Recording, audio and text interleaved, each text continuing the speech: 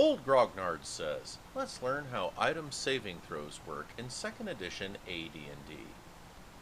In 2nd edition AD&D, there's an additional saving throw table for inanimate objects.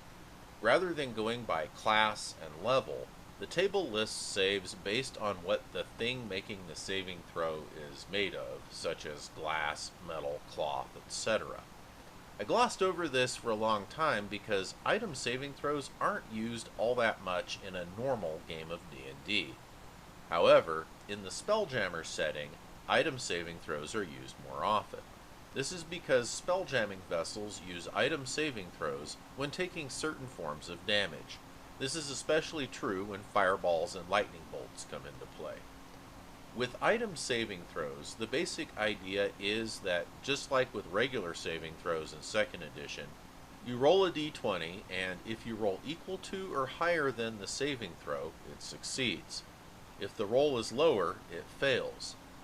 I'm going to start with what the DMG says about item saves, and then after that we'll look at how they're used in Spelljammer.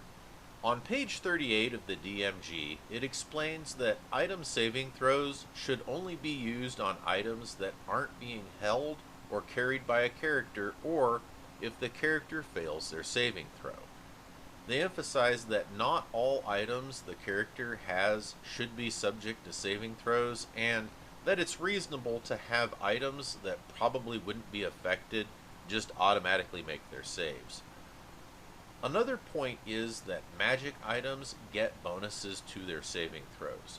If the item has a pluses, like a +2 sword or a +3 shield, you would add the plus to the d20 roll when making the save. If the item doesn't have any pluses, like a scroll or a wand or something like that, it usually just has a +1 to its save. When figuring out if a save should be made, the rule of thumb I use for item saves is to ask myself, is this dramatically appropriate? For example, let's say a character is going to use a potion this round, but before they get a chance to drink it, they're hit by a fireball and they fail their saving throw. It might be appropriate to have the potion saved versus magical fire. If they weren't using the potion, I wouldn't have it make a save. You have to keep in mind that if you have too many item saves going on, that it'll just bog down the game and maybe frustrate the players, and since you are the DM, it is your job to control the pacing and keep things moving along.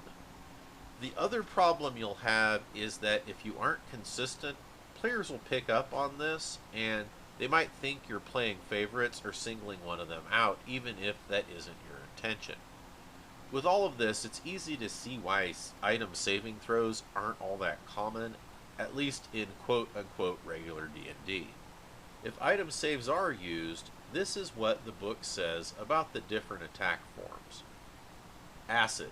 Assume there is either a sizable quantity of acid or that contact with the acid is prolonged. Crushing blow. Includes strikes by the clubs of creatures giant size or larger. Blows by normal people on small, fragile objects also fall in this category.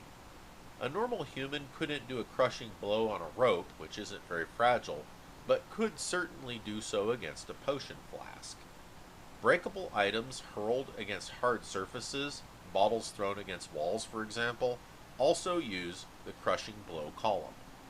Disintegration. Applies only to the magical effects of the spell or spell-like abilities. Falls. Must be greater than 5 feet. If the surface is hard, the listed saving throw is used. If the surface is soft, give a +5 bonus to the saving throw. For every 5 feet fallen beyond the first, apply a -1 penalty to the saving throw. Magical fires. Includes fireballs, dragon breath, or any sizable body of flame created by spell or spell-like abilities. Extraordinarily hot normal fires, such as the lava from a volcano, should also use this saving throw. Because they mention lava and I'm old enough to remember, I have to include this quote from 1990's SNL's Deep Thoughts by Jack Handey. If you ever drop your keys into a river of molten lava, let 'em go, because man, they're gone. Okay, now that I got that out of my system, let's move on to normal fires. Normal fires includes campfires, candle flames, and bonfires. Obviously, the item must be in the flame for a sufficient time to be effective. Cold covers any intense, abnormal, or magical cold. If the temperature change is gradual, a +2 bonus is applied to the saving throw. Lightning bolt applies to attack by the spell or spell-like power of the same name. Electrical is for those electrical attacks that do not carry the wallop of the lightning bolt. Electric eels and magical traps fall in this category. At this point we've covered what the DMG has to say, so now let's look at how item saves are used in the Spelljammer setting. In Spelljammer, every ship has a stat titled Saves As, and in this spot it will list what material the ship saves as on the item saving throw table. So for example, this ship is an Illithid Nautiloid, and it says here that it saves as thick wood. What this means is that if the ship has to save against a spell or other attack form that requires a saving throw, you would use the item saving throw table and use the thick wood saves right here.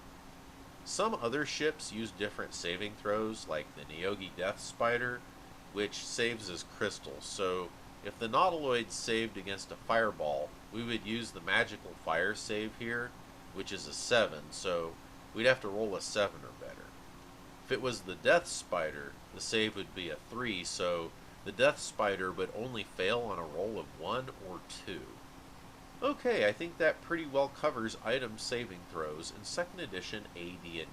I'm really looking forward to doing more Spelljammer and hope to start covering ship-to-ship combat in the coming year. As always, if you enjoyed this video, learned something, or both, please leave a like and or a comment because every little bit helps. Thanks for watching. Ensign McClunky and I would like to wish you a wonderful rest of your day.